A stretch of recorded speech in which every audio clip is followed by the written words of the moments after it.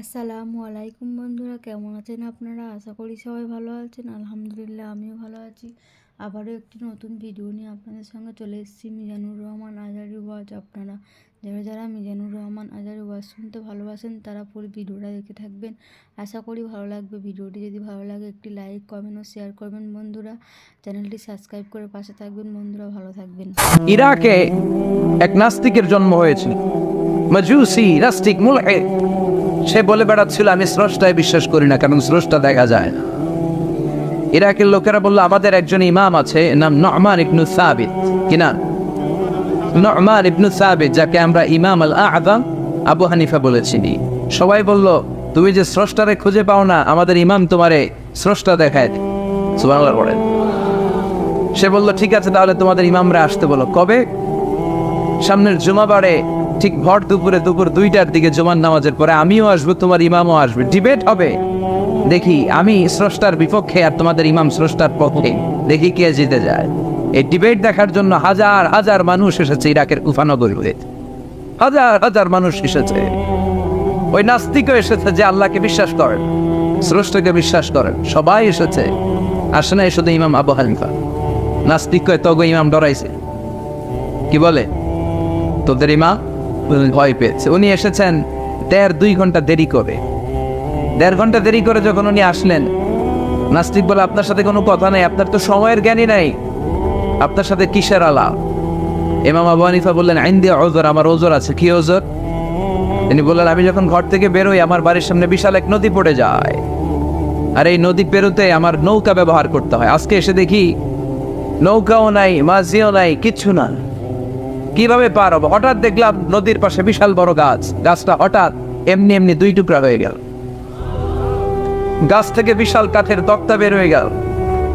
তক্তাগুলো automatically জোড়া লেগে নৌকা হয়ে গেল। এই নৌকা মাঝি ছাড়া সা করে আমার সামনে চলে এলো।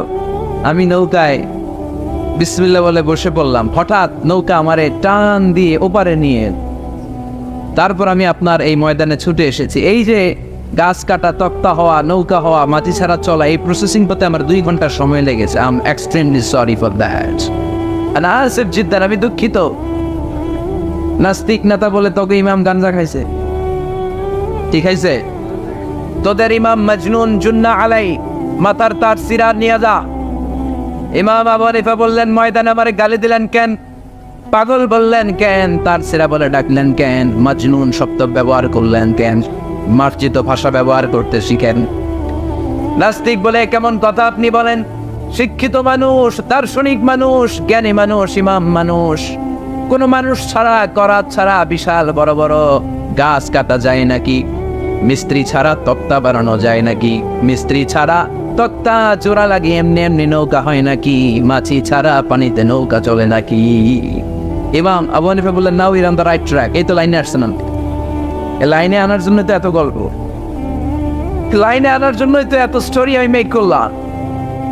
আপনার কথা থেকেই যদি ধরি, করাত ছাড়া গাছ কাটা যায় না, এমনি এমনি তক্তা হয় না, এমনি এমনি নৌকা হয় না, মাঝি ছাড়া নৌকা এমনি এমনি চলে না, তাহলে আকাশ কেমন করে এমনি এমনি হলো? জমিন কেমন করে এমনি এমনি হলো? দ্বীপ প্রহরের জলজলে সূর্যটা কেমন করে কিরণ দিল এমনি এমনি? আল্লাহু আকবার। কেমন করে নবমণ্ডল ভূমণ্ডল সৃষ্টি হলো? কেমন করে দিন শেষে রাত্রি আসে, রাত্রি শেষে দিন আসে? ওইটা যদি এমনি এমনি না হয়, মহাবিশ্বের এই সুন্দর বসুন্ধরার সব কিছু কেমন করে এমনি এমনি হয়? নাস্তিক কয় হায় হায়, আসিয়ে তো আমি একটা লুকা পাঠা। আসলেই তো আমি হাদারাম, এইভাবে তো ভেবে দেখি নাই। আসলে তো এগুলো এমনি এমনি হয় না। Someone is controlling everything in the world. একটা মহা শক্তিধর মহা এমডি আছে, এমডি ম্যানেজিং ডাইরেক্টর, মহা ব্যবস্থাপক। সব ব্যবস্থাপকদের বড় ব্যবস্থাপক। চিৎকার করে বলেন তিনি কে? বিশাল এক ব্যবস্থাপক আছে, তিনি সব কন্ট্রোল করছেন। এতদিন পর্যন্ত আমি বুঝতে পারি নাই, আমারে মাফ করিয়ে দেন আর পড়িয়ে দেন লা ইলাহা ইল্লাল্লাহু মুহাম্মাদুর রাসূলুল্লাহ সাল্লাল্লাহু আলাইহি সাইয়েদনা ইমাম আবু হানিফার হাতে হাত রেখে শাহাদা বাক্য পাঠ করেছে। সুবহানাল্লাহ পড়ে।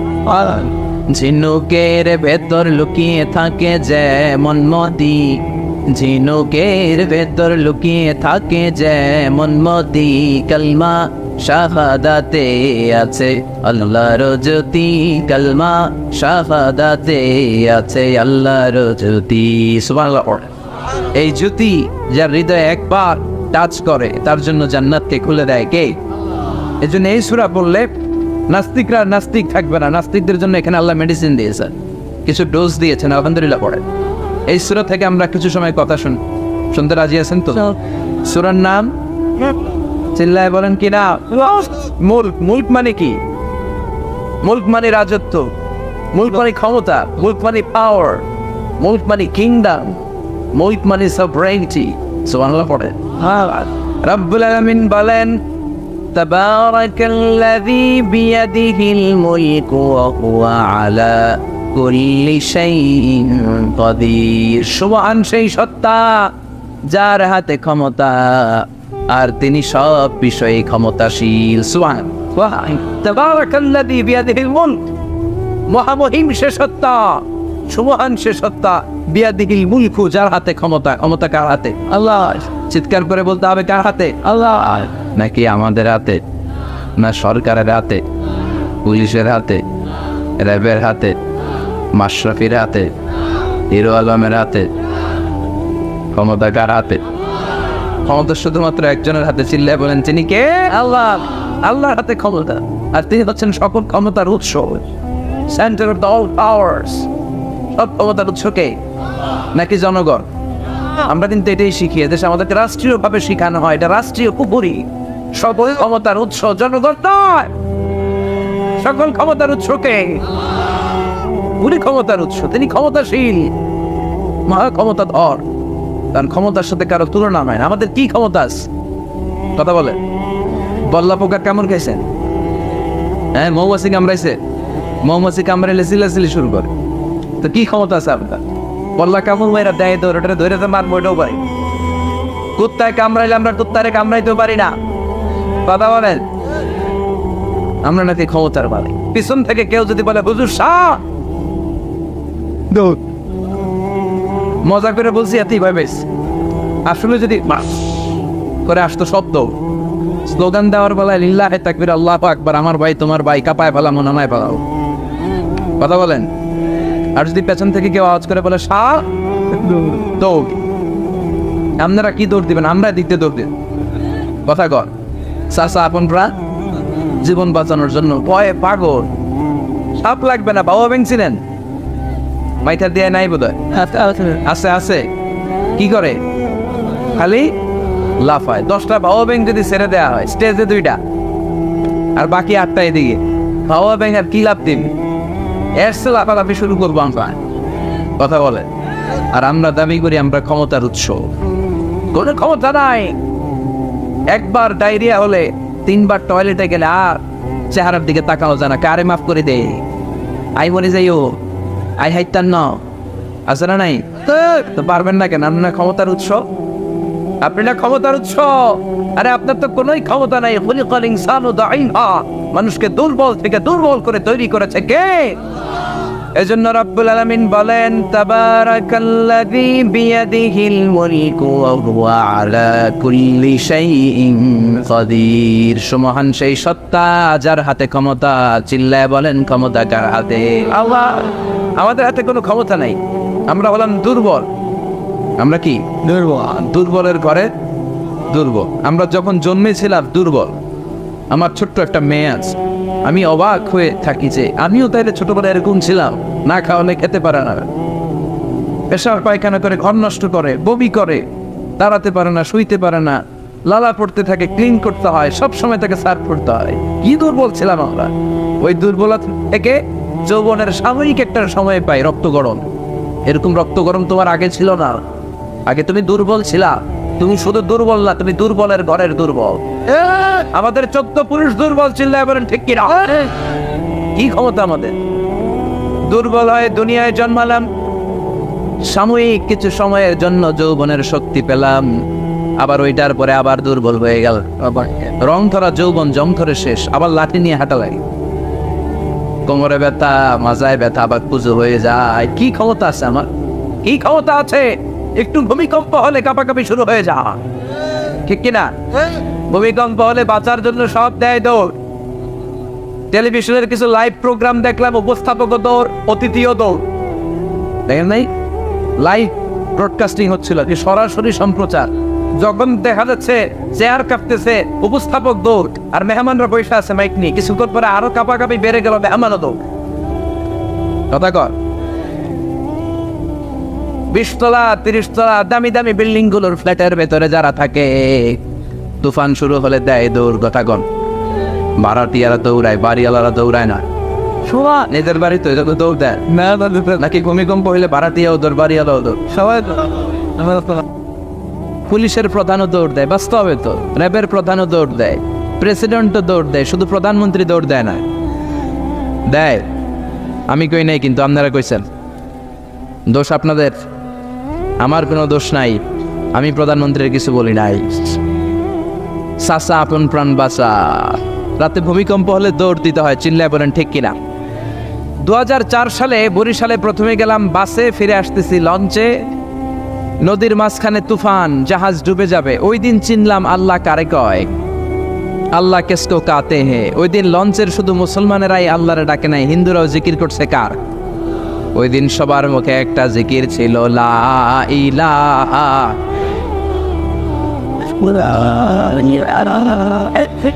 লা ইলাহা ইল্লাল্লাহু মুহাম্মাদুর রাসূলুল্লাহ। লঞ্চের সবাই সেদিন চিৎকার দিয়ে বলছে বাঁচাও। আমি বললাম কে বাঁচাবে? কই হুজুর আপনি বাঁচাবেন। তো তাহলে আমারে বাঁচাইবো কে? কই হুজুর আপনারে বাঁচাইবো আল্লাহ। আসলে বিপদে পড়লে বোঝা যায় আমাদের কোনো ক্ষমতা নাই, ক্ষমতার মালিক হচ্ছেন একজন, তিনি কে? এজন্য রব্বুল আলামিন বলেন, কুলিল্লাহুম্মা মালিকাল মুলকি তুতিল মুলকা মান তাশাউ ওয়া তানজিউল মুলকা মিম্মান তাশা ওয়া তুইজ্জু মান তাশাউ ওয়া তুযিল্লু মান তাশাউ বিয়াদিকাল খায়র ইন্নাকা আলা কুল্লি শাইইন কাদির। ও আল্লাহ, আপনি ক্ষমতার মালিক। ক্ষমতার মালিক কে? আপনি যারে চান ক্ষমতার চেয়ারে বসান, আবার যারে চান ক্ষমতা থেকে নামিয়ে দেন। ফেরাউনকে মিশরের মসনদে বসালো কে? আবার সাগরের পানিতে সুবানি খাওয়াইলো কে? নমরুদকে ইরাকের চেয়ারে বসালো কে? আবার মশার কামড় দিয়ে শেষ করে দিল কে? ডোনাল্ড ট্রাম্পকে আমেরিকার ক্ষমতার চেয়ারের মধ্যে বসালো কে? ডোনাল্ড ট্রাম্প যদি বান্দ্রামি করে, ওইটারও লাথি মাইরা নামায়া দিতে পারে কে? এজন্য আল্লাহ বললেন, তাবারাকাল্লাযী বিয়াদিহিল মুলকু ওয়া হুয়া আলা কুল্লি শাইইন কাদির। সুমহান সেই সত্তা যার হাতে ক্ষমতা, সব ক্ষমতা কার হাতে? জোরে বলেন না, কার হাতে? এই পৃথিবীতে অনেক দেশের প্রধানমন্ত্রী কিংবা প্রেসিডেন্ট ক্ষমতার চেয়ারে 5 বছরের মেয়াদে বসে, জানেন? জানেন না? না, কোন দেশে 5 বছরের মেয়াদে, কোন দেশে 10 বছরের মেয়াদে। তো আমার আল্লাহ ক্ষমতার চেয়ারে বসছে কয় বছরের মেয়াদে? কথা বলেন। 20 বছর, 50 বছর, 100, 200, এর চেয়ে বেশি? উনার ক্ষমতার নির্দিষ্ট মেয়াদ নাই, উনার আজীবন মেয়াদ। সুবহানাল্লাহ কইবেন না? ওয়াল আউয়ালু ওয়াল আখিরু ওয়াল যাহিরু ওয়াল বাতিন ওয়া হুয়া বিকুল্লি শাইইন আলিম। আল্লাহ বললেন, আমি প্রথম, আমি শেষ, আমি প্রকাশ্য, আমি গোপন। অনাদিকাল থেকে আমি আল্লাহ ক্ষমতার চেয়ারে বসা, অনন্তকাল পর্যন্ত থাকবো। ঠিক কি না? 5 বছর 10 বছরের মেয়াদে আল্লাহ ক্ষমতার চেয়ারে বসে নাই। আল্লাহর ক্ষমতার মেয়াদ হচ্ছে আজীবন মেয়াদ। চিল্লায় বলেন ঠিক কি না? বুঝে শুনে উত্তর দিবেন। পৃথিবীর অনেক দেশে ক্ষমতায় যেতে হলে ডেমোক্রেটিক সিস্টেমে ক্ষমতায় যেতে হয়, মানে ভোটে জিতে। তো আল্লাহ তো ভোটে জিতে ক্ষমতায় আসছে, তাই না? ভোট ছাড়া, হ্যাঁ, এমনি এমনি চলে আসছে। আবার পৃথিবীর অনেক দেশে ডিক্টেটরশিপ সিস্টেমে, মানে স্বৈরাচারী পদ্ধতিতে, জোর জার মুল্লুক তার, ওই সিস্টেমে ক্ষমতায় বসে। আল্লাহ তো এই সিস্টেমে আসছে না? আচ্ছা। আবার অনেক দেশে আছে মোনার্কি সিস্টেম, রাজতন্ত্র, বাবা রাজা, তার ছেলেও রাজা। তো আল্লাহর বাবা ছিল রাজা, এই জন্য আল্লাহও রাজা। বিষয়টা কেমন? আল্লাহ বললেন, খবরদার, আমার ক্ষমতার সাথে তোদের ক্ষমতা মিলাবি না। কুল হুয়াল্লাহু আহাদু আল্লাহুস সামাদ লাম ইয়ালিদ ওয়া লাম ইউলাদ ওয়ালাম ইয়াকুন লাহু কুফুয়ান আহাদ। লাম ইয়ালিদ ওয়ালাম ইউলাদ, আমি কাউরে জন্ম দেই নাই, আবার আমি কারো কাছ থেকে জন্ম নেই নাই, উত্তরাধিকার সূত্রে কারো কাছ থেকে ক্ষমতা পাই নাই। বিশ্বের শুরুতে, মহাবিশ্বের শুরু থেকে যে ক্ষমতার চেয়ারে আমি আল্লাহ বসে আছি, আমি আল্লাহ এই ক্ষমতার চেয়ারে শেষ পর্যন্ত থাকবো। চিল্লায় বলেন ঠিক কি না? আমাদের ক্ষমতার সাথে ওনার ক্ষমতার কোনো মিল নাই। আবার পৃথিবীর অনেক দেশে দেখবেন ক্ষমতায় যেতে হলে কোয়ালিশন করা লাগে। বাংলাদেশে এটা বলে জোট করা লাগে। কি করা লাগে? জোটের রাজনীতি বাংলাদেশে আছে না নাই? কথা বলেন, কথা কয় না, মনে হয় কিছু বুঝেই না। জোটের রাজনীতি আছে না নাই? জোট যার বেশি ক্ষমতা তার বেশি, ঠিক কি না? প্রথমে শুরু হইল 4 দলীয় জোট, তারপর 14 দলীয়, তারপর 18 দলীয়, এরপর 20 দলীয়, এরপর মহাজোট, এবার হবে মহাজোট। তো আল্লাহ তো জোট করে ক্ষমতায় আসছে। আল্লাহর জোট করা লাগছে, কোয়ালিশন করা লাগছে। আল্লাহ বললেন খবরদার, ওয়ালাম ইয়াকুল্লাহু শারীকুম ফিল মুলকি ওয়া কাব্বিরহু তাকবীরা। আমার ক্ষমতায় কোনো অংশীদার দল নাই, আমার ক্ষমতার মধ্যে কোনো শরিক দল নাই, আমার কোনো জোট নাই, আমার কোনো কোয়ালিশন নাই। আমি একাই ক্ষমতার মালিক, আমার ক্ষমতায় ভাগ বসানোর মতো কেউ নাই। জোরে কোন ঠিক কি না? আবার দেখবেন পৃথিবীর অনেক দেশে আন্দোলনের মাধ্যমে ক্ষমতার চেয়ার থেকে নামানো যায়। যিনি প্রেসিডেন্ট, একটা আন্দোলন করলে ক্ষমতা থেকে নামানো যায়, এরকম আছে না নাই? গণ অভ্যুত্থান করতে পারলে, আন্দোলন করতে পারলে ক্ষমতা থেকে নেমে যায়। আমি যখন মিশরে পড়াশোনা করি, মিশরের প্রেসিডেন্ট ছিল হোসনি মুবারক। মিশরে একটা আন্দোলন হলো, ওই আন্দোলনের ঠেলায় হোসনি মুবারক ক্ষমতা ছেড়ে দিতে বাধ্য হলো। তো আমরাও যদি পৃথিবীর সবাই মিলে আল্লাহর বিরুদ্ধে আন্দোলন করি, আল্লাহ ক্ষমতা ছেড়ে দিতে বাধ্য। বুঝে শুনে উত্তর দিয়েন। পৃথিবীর সবাই মিলে চাইলেও আল্লাহ ক্ষমতা থেকে নামবে না। আচ্ছা, যত জিন আছে মহাবিশ্বে, সব জিনারা যদি বলে আমরাও একাত্মতা ঘোষণা করলাম, আমরাও আল্লাহরে মানি না, মানুষ জিন ভাই ভাই, আল্লাহর আর রক্ষা নাই, তাইলে তো আল্লাহ ক্ষমতা ছেড়ে দিবে, তাই না? ছেড়ে দিবে। আবার ফেরেশতারাও যদি বলে আমরাও মানি না, মানুষ জিন ফেরেশতা 3 দলীয় জোট। কয় দলীয়? কথা বলেন। মানুষ জিন ফেরেশতা 3 দলীয় জোট করে যদি আল্লাহর ব্যাপারে বিদ্রোহ করি, তাহলে আল্লাহর ক্ষমতা শেষ নাকি? আল্লাহর ক্ষমতা শেষ? আল্লাহ বললেন ওয়া আন্নাকুম গায়রু মুজিজিল্লাহ।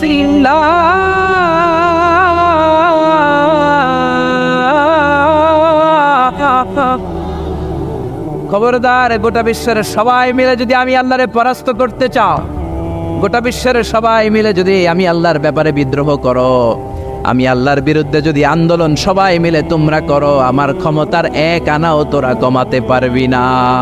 সুবহানাল্লাহ। তার মানে আমাদের ক্ষমতার সাথে আল্লাহর ক্ষমতার কোনো মিল নাই। চিল্লায় বলেন ঠিক কিনা? আবার বুঝে শুনে উত্তর দেন। অনেক দেশে দেখবেন রাজার বয়স এত হয়েছে, বয়সের ভারে নুজ্জ হয়ে 70-80-তে পৌঁছে গেছে, কয় আই আর 58, আমি অবসরে যাব, সেলফ রিটায়ারমেন্ট, স্বেচ্ছায় অবসরে যাব। এরকম হয় না? অনেক রাজা, সুলতান, প্রেসিডেন্ট স্বেচ্ছায় অবসরে চলে যায়। তো আল্লাহরও তো অনেক বয়স হয়েছে, এখন আল্লাহর অবসরে যাওয়ার সময় এসেছে। বয়স হয় নাই, এত বছর উনি ক্ষমতা চালায়, এখনো বয়স হয় নাই। উনি ক্লান্ত হয় না? উনার ঘুমে ধরে না? আল্লাহ বললেন খবরদার, লা তাখুযুহু সিনাতু ওয়ালা নাওম। আমার ঘুম নাই, আমার কোনো নিদ্রা নাই, আমার কোনো তন্দ্রা নাই, আমার কোনো ঝিমুনি নাই। ওয়ালা ইয়াউদুহু হিফযুহুমা ওয়া হুয়াল আলিয়ুল আযীম। এই পুরো মহাবিশ্বটা পরিচালনা করতে যে আমি আল্লাহ ক্লান্ত হই না, আমি আল্লাহর তন্দ্রা আসে না, আমি আল্লাহর ঝিমুনি আসে না, আমি আল্লাহর ঘুম আসে না। আমি আল্লাহ একাই মহাবিশ্বের সব ক্ষমতার মালিক, ঠিক কি না? এজন্য আল্লাহ বললেন তাবারাকাল্লাযী বিয়াদিহিল মুলকু ওয়া হুয়া আলা কুল্লি শাইইন কাদির। সুমহান সেই সত্তা যার হাতে ক্ষমতা। ক্ষমতা কার হাতে? সবাই বলেন না, ক্ষমতা কার হাতে? নাকি আপনাদের হাতে? আর কোনোদিন বলবেন জনগণ সকল ক্ষমতার উৎস? আর কোনোদিন বলবেন সকল ক্ষমতার উৎস হচ্ছে একজন, তিনি কে? আওয়াজ করে বলতে হবে, তিনি কে? আমরা বললাম আল্লাহ, বুঝলাম আপনি ক্ষমতার মালিক, আর কিসের মালিক বলেন? আল্লাহ বললেন আল্লাযী খালাকাল মাউতা ওয়াল হায়াতা লিয়াবলুয়াকুম আইয়ুকুম আহসানু আমালা ওয়া হুয়াল আজিজুল গফুর। আমি শুধু ক্ষমতারই মালিক নই, আমি এমন আল্লাহ যে আল্লাহ জীবন তৈরি করলাম, যে আল্লাহ মরণ তৈরি করলাম। আমি জীবনেরও মালিক, মরণেরও মালিক। আমাদেরকে জীবন দিয়েছে কে? মরণ দিয়েছে কে? আমাদের প্রাণ ভিক্ষা দিতে পারে কে? নাকি আপনাদের রাষ্ট্রপতি? আপনাকে রাষ্ট্রপতি তো নাকি প্রাণ ভিক্ষা দেয়, দেয় না? আরে রাষ্ট্রপতিরও তো প্রাণ ভিক্ষা দিবে আল্লাহ। চিল্লায় বলেন ঠিক কিনা? আল্লাহ বললেন আমি এমন আল্লাহ, আল্লাযী খালাকাল মাউতা ওয়াল হায়াতা লিয়াবলুয়াকুম আইয়ুকুম আহসানু আমালা। তোমরা কে কেমন আমল করো এটা দেখার জন্য আমি জীবন বানালাম, মরণ বানালাম, আর জীবন মরণের মাঝখানে তৈরি করলাম রূহ। রূহ তৈরি করলাম। কি তৈরি করলাম? রূহ মানুষ তৈরি করতে পারে না, রূহ তৈরি করতে পারে একজন। তিনি কে?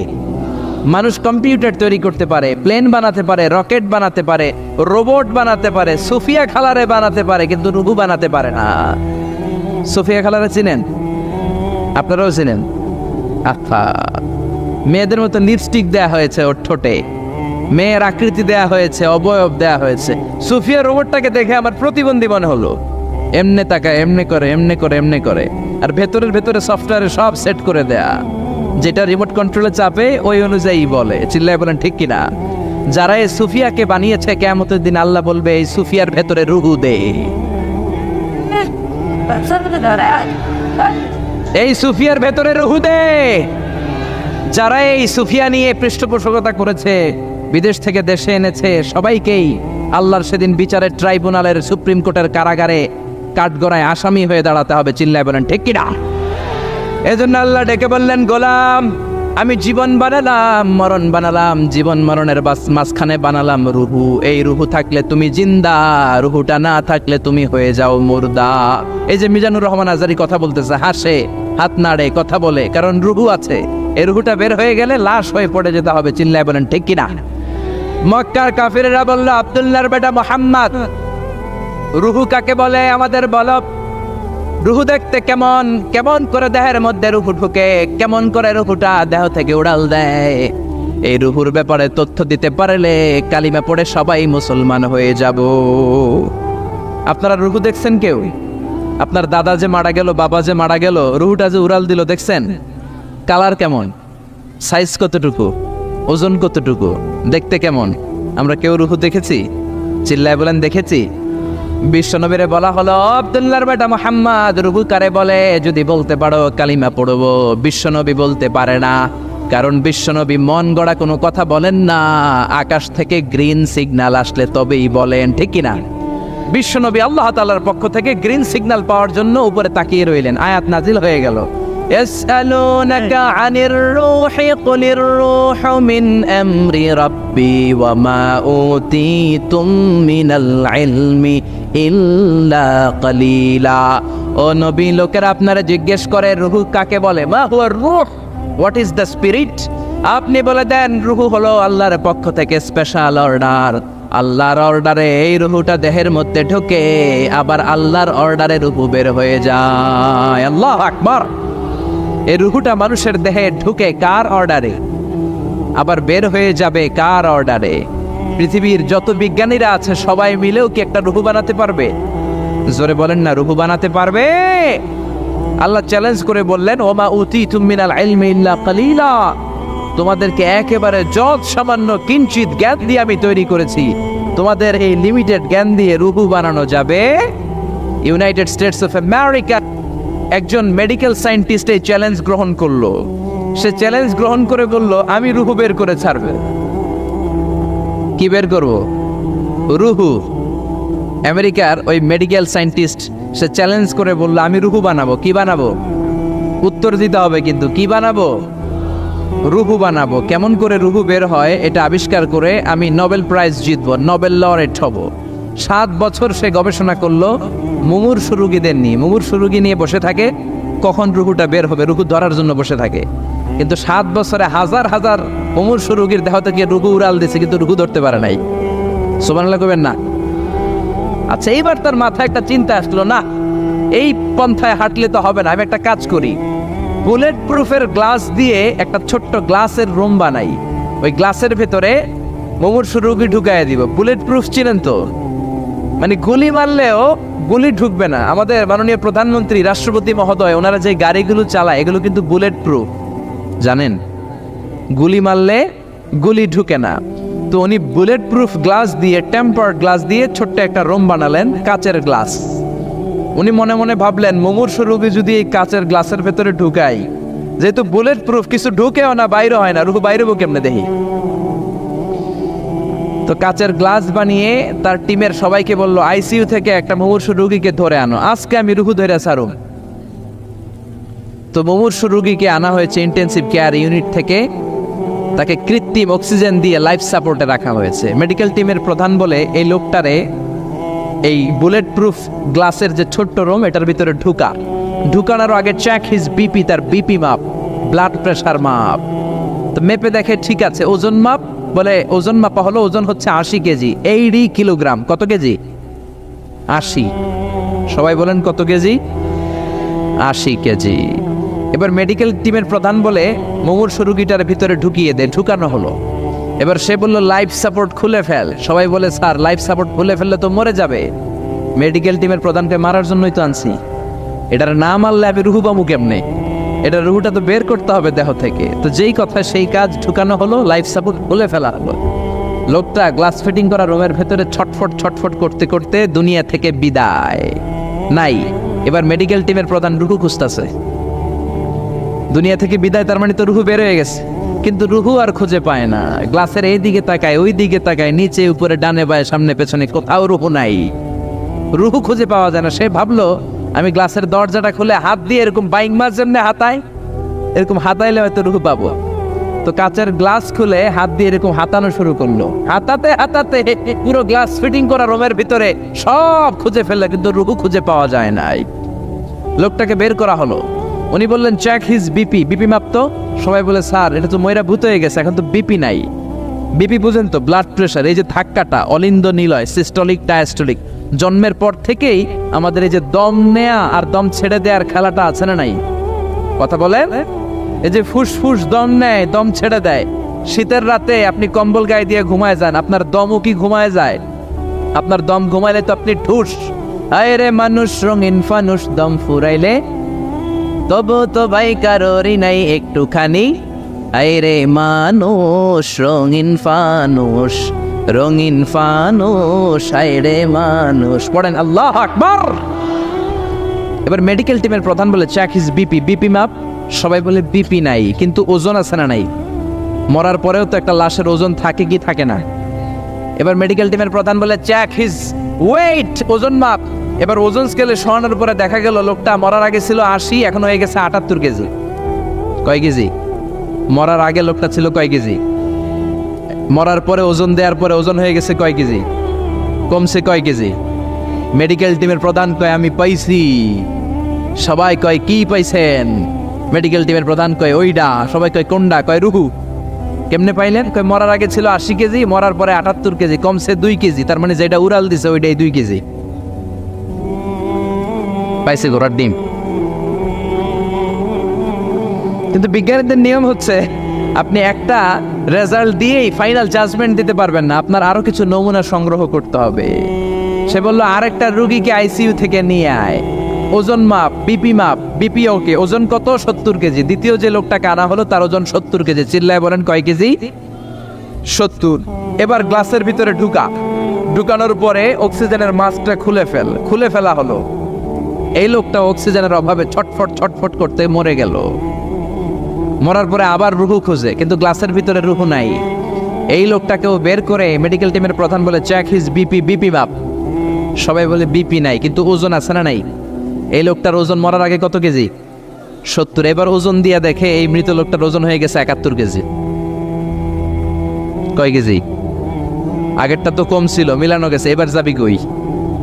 হ্যাঁ, আগেরটা 2 কেজি কমেছে। মনে মনে চিন্তা ছিল, রুহু যেটা ছিল উড়াল দিয়েছে, রুহু নাই, 2 কেজি কমেছে।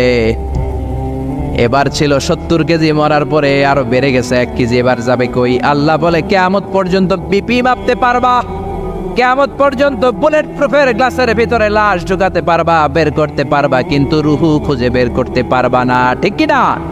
ইয়াসআলুনাকা আনির রূহি কুলির রূহু মিন আমরি রাব্বি ওয়া মা উতীতুম মিনাল ইলমি ইল্লা কালিলা। নবী লোকেরা আপনার রূহের ব্যাপারে জিজ্ঞেস করে, আপনি সোজা সাপটা লোকদেরকে বলে দেন, রূহ হলো আমার আল্লাহর আদেশ মাত্র। আল্লাহর আদেশে দেহে ঢুকে, আল্লাহর আদেশে বের হয়। পৃথিবীর কোনো মানুষ রূহ খুঁজে বের করতে পারবে না, সে বের করতে পারে নাই। কারণ মানুষ মরে গেলে এক একজনের দেহের অবস্থা এক এক রকম। কারো হাতটা টাইট হয়ে যায়, খিচুনি দিয়ে দেহের সবকিছু জমাট বেঁধে যায়, ওজন কিছু বেড়ে যায়। আবার কারো দেহটা ফেসফেসে হয়ে যায়, দেহের পেটের ভেতরে যত গ্যাস ছিল এগুলো বের হয়ে দেহটা পাতলা হয়ে যায়। পাতলা হোক আর ভারী হোক, ওইটা মেজারমেন্ট করে রূহ খুঁজে বের করা যায় না। চিল্লায় বলেন ঠিক কিনা?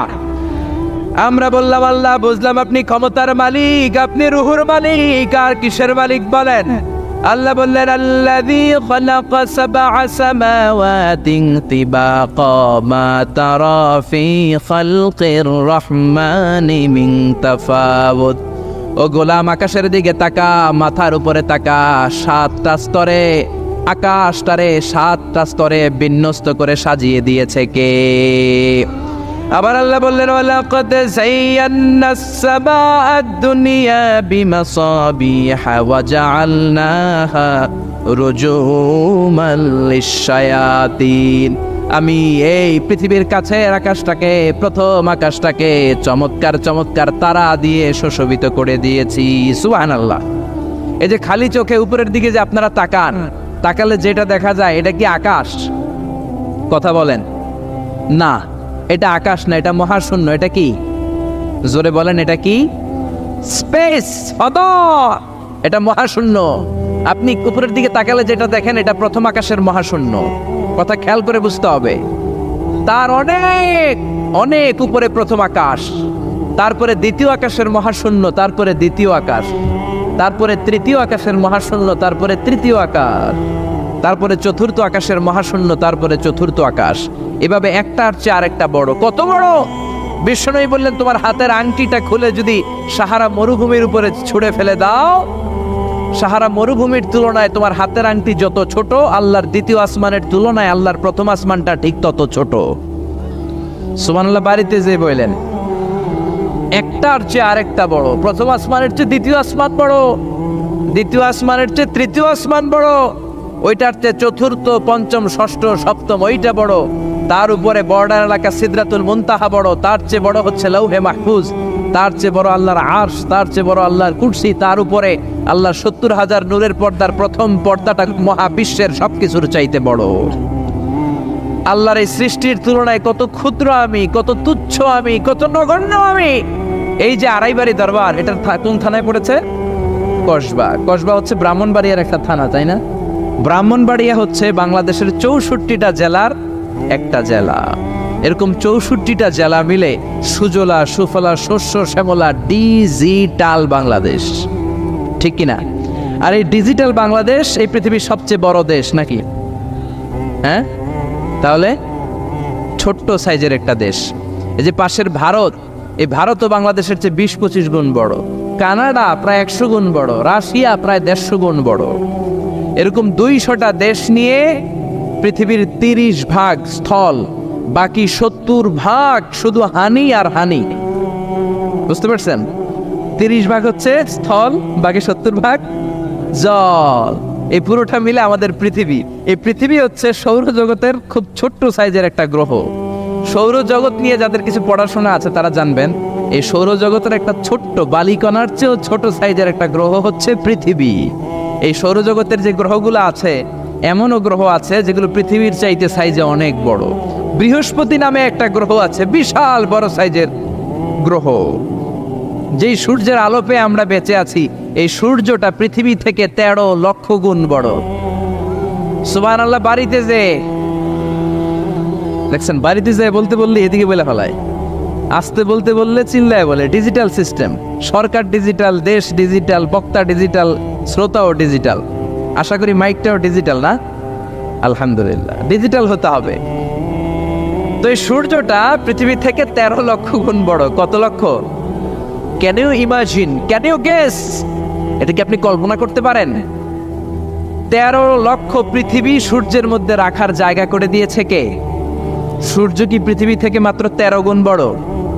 1300 গুণ, 13,000 গুণ, 13 লক্ষ গুণ। তার মানে কি সূর্যই মহাবিশ্বের সবচেয়ে বড় গ্রহ, বড় তারা? না, ব্যাটেল জিউস নামে একটা তারা আছে যে সূর্য পৃথিবী থেকে 13 লক্ষ গুণ বড়। ওই ব্যাটেল জিউস তারা আবার ওই সূর্যের চেয়ে 33 কোটি গুণ বড়। তার মানে ব্যাটেল জিউস তারাই মহাবিশ্বের সবচেয়ে বড় তারা? না, ব্যাটেল জিউসের চেয়েও যে কত বড় তারা আছে তার কোনো ইয়ত্তা নাই। এরকম lakh lakh, million, billion, trillion, zillion, billion, octillion, কত অক্ট্রিলিয়ন তারা যে আমাদের গ্যালাক্সি মিল্কি ওয়েতে আছে, ইউনাইটেড স্টেটস অফ আমেরিকার নাসার বিজ্ঞানীরা আজও হদিস করতে পারে নাই। চিল্লায় কোন আল্লাহু আকবার। সূর্যের পরে পৃথিবীর সবচেয়ে কাছের তারার নাম হচ্ছে প্রক্সিমা সেন্ট্রাই, তারপরে আলফা সেন্ট্রাই এ, আলফা সেন্ট্রাই বি, ইটা ক্যারিনা, বেটেলজিউস একটার চেয়ে আরেকটা বড়। আসেন এই শীতের রাতে আমরা সূর্যের পরে পৃথিবীর সবচেয়ে কাছের যেই তারা প্রক্সিমা সেন্ট্রাই, এই শীতকালের একটা পিকনিক করে আসি ওখান থেকে। প্রক্সিমা সেন্ট্রাইতে আমরা পিকনিক করতে যাবেন? ওখানে যদি আমরা শীতকালীন পিকনিক করতে যাই তাহলে আমাদের কত সময় লাগবে? ছোট্ট একটা আইডিয়া দেই তো। আমরা যে পিকনিকে যাব, যারা যারা হাত তোলেন, কিভাবে যাইবেন? গাড়িতে? কেন? প্লেনে? রকেটে? হ্যাঁ, রকেটে যাইতে হবে, প্লেনে যাওয়া যাবে না। কারণ বর্তমান বিশ্বে সবচেয়ে দ্রুতগামী যে প্যাসেঞ্জার প্লেন আবিষ্কার হয়েছে এটার নাম হচ্ছে বোম সুপারসনিক। কি নাম? Bomb supersonic. Bomb bomb Afridi না, আবার বোম সুপারসনিক। এটা ঘন্টায় চলে 1300 কিলোমিটার বেগে। এটা দিয়েও যাওয়া যাবে না, কারণ কোনো প্যাসেঞ্জার বিমান দিয়ে এই যে মাধ্যাকর্ষণ শক্তি এটাকে ডিঙানো যায় না। আমাদেরকে যেতে হবে রকেট দিয়ে। কোন রকেট দিয়ে যাব? যে রকেট দিয়ে নীল আর্মস্ট্রং, এডউইন অলড্রিন আর মাইকেল কলিন্স 1969-এ চাঁদে নেমেছিল। ওই রকেটটার নাম হচ্ছে অ্যাপোলো 11। যারা যারা হাত তুলছেন একটু নামটা মুখস্থ রাখেন, অ্যাপোলো 11। তাহলে আপনি ঘুরে আসলে লোকেরা জিজ্ঞেস করতে পারে কোন রকেটে গেছিলেন, তখন বলতে হবে না অ্যাপোলো 11-এ গেছিলাম। তো ঠিক আছে, যারা যারা হাত তুললেন তারা আর আমি এখন পৃথিবী থেকে সবচেয়ে কাছের যে তারাটা প্রক্সিমা সেন্ট্রাই তার নাম, ওইখানে পিকনিকে যাব। তো এই যে রকেটটা দিয়ে যাব অ্যাপোলো 11, এটা কত দ্রুত চলে এটা আগে শোনেন। এই অ্যাপোলো 11 সেকেন্ডে চলে 11 কিলোমিটার বেগে, মিনিটে চলে 660 কিলোমিটার বেগে, আর ঘন্টায় চলে 39,000 কিলোমিটার বেগে। সুবহানাল্লাহ, মজা করে কইতে পারলেন না? 39,000 কিলোমিটার বেগে ঘন্টায় চলে। আচ্ছা, বাংলাদেশ থেকে আমেরিকা কত কিলো হবে? 8-10,000 কিলো। তার মানে এই রকেটটা দিয়ে বাংলাদেশ থেকে আমেরিকায় 1 ঘন্টায় 4 বার আসা যাওয়া করা যাবে। সুবহানাল্লাহ পড়েন।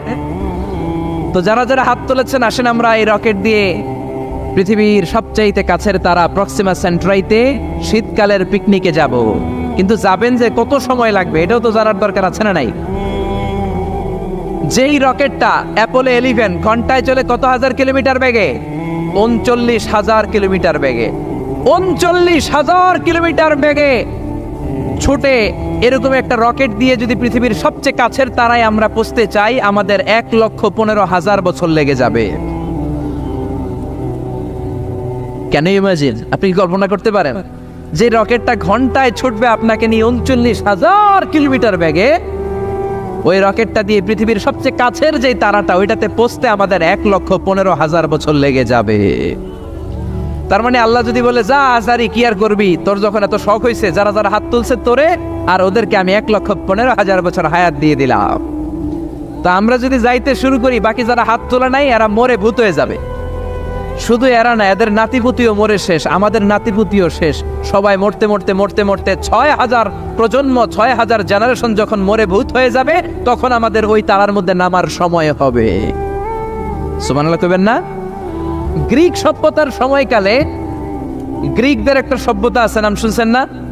গ্রিক সভ্যতা, মিশরীয় সভ্যতা, মেসোপটেমিয়াম সভ্যতা, ইনকা সভ্যতা, মহেঞ্জোদারো সভ্যতা, চিচেন ইৎজা সভ্যতা।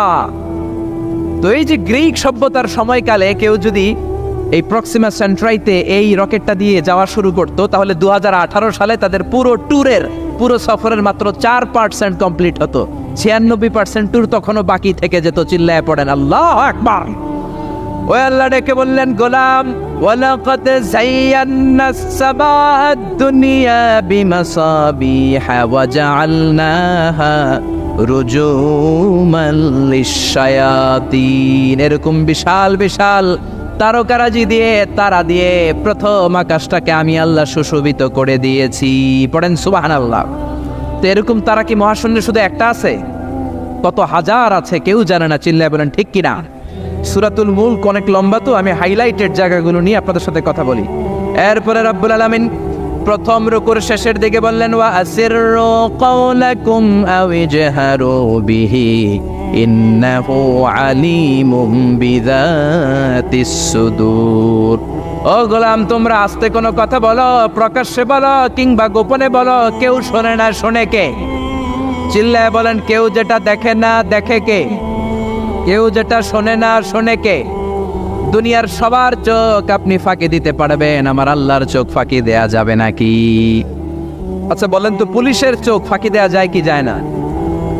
র্যাবের চোখ, বিমানবন্দরে কাস্টমস অফিসারের চোখ, দুর্নীতি দমন কমিশনের অফিসারের চোখ, পরীক্ষার হলে ম্যাজিস্ট্রেটের চোখ, কিন্তু আমার আল্লাহর চোখ ফাঁকি দেয়া যায়?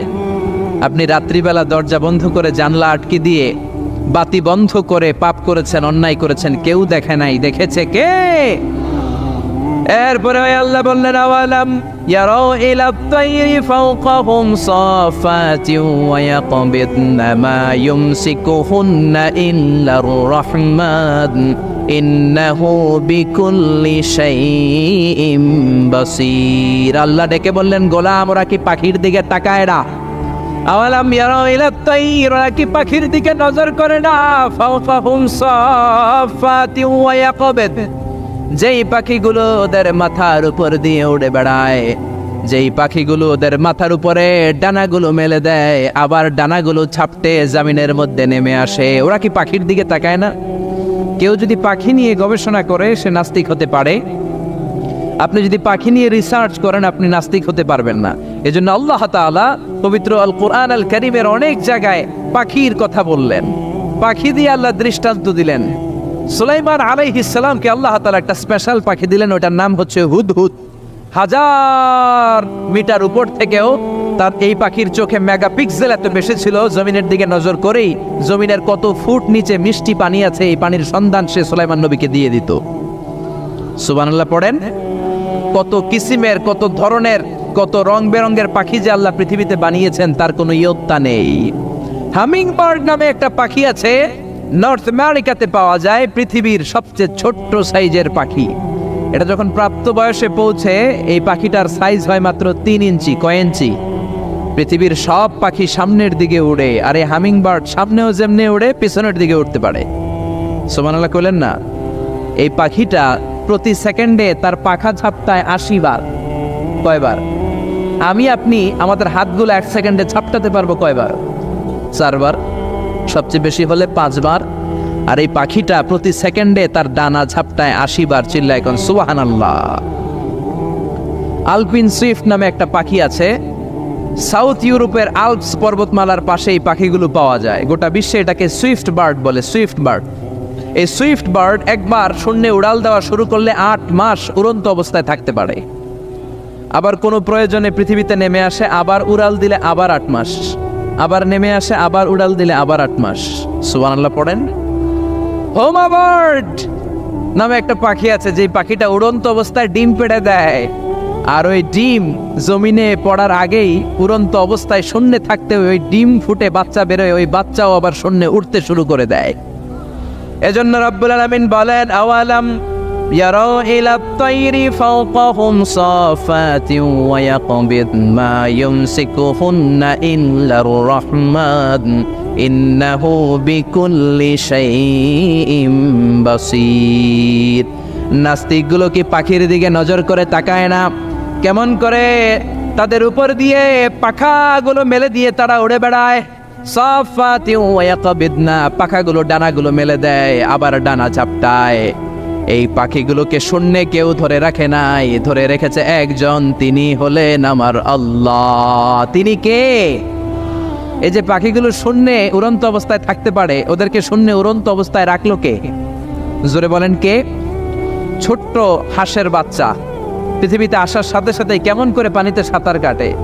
কে এই হাঁসের বাচ্চারা শিখালো যে তোর ডানা ঝাপটাতে হবে, পা নাড়াতে হবে? শিখালো কে? গাভীর পেট থেকে বাছুর বের হয়েই গাভীর ওলানের মধ্যে ঢু মারে। কে ওরে শিখালো ওই জায়গায় ঢু দে, ওইখানে ঢু মারলেই তোর রিজিক বেরোবে? কে শিখালো? সুবহানাল্লাহ কইতে মন চায় না? এজন্য আল্লাহ বললেন ওরা কি পাখির দিকে তাকায় না?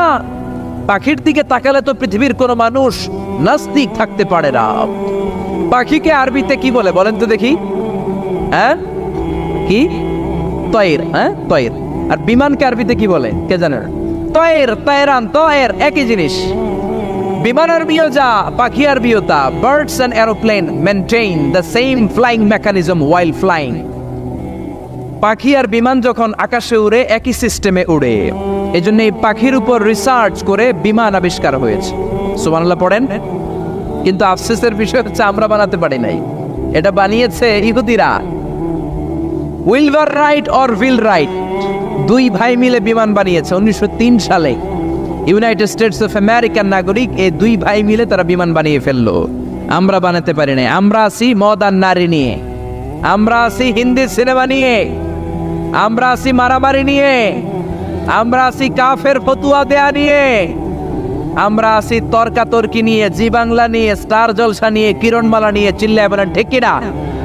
স্টার জলসা হায়ারে জিহি বাংলা, নষ্ট করলো হয়ে আমার সোনার বাংলা। স্টার জলসা হায়ারে জিহি বাংলা, নষ্ট করলো হয়ে আমার সোনার বাংলা। ঠিক কিনা? কেমন করে পরকিয়া করতে হবে, শাশুড়ি বউয়ের মধ্যে কেমন করে কুটনামি লাগাতে হবে, এগুলো ট্রেনিং জি বাংলা, স্টার জলসা, হিন্দি সিনেমার ভেতরে আছে না নাই? আমরা এগুলো নিয়ে ব্যস্ত, কাফের ফতুয়া দিয়ে নিয়ে ব্যস্ত। কথায় কথায় আমাদের মুখ দিয়ে বেরোয় তুই কাফের, তুই 3 কারণে কাফের, তুই 5 কারণে কাফের, তুই 6 কারণে কাফের। এই কাফের মরলে এই কাফেরকে যেখানে কবর দেয়া হবে ওই কবরের উপর যে ঘাস উঠবে, ওই ঘাস যে গাভী খাবে, ওই গাভীর দুধ যে খাবে ওইটাও কাফের। এরকম ফতোয়া আছে না নাই? তো আমরা এই ফতোয়াবাজি নিয়ে ব্যস্ত।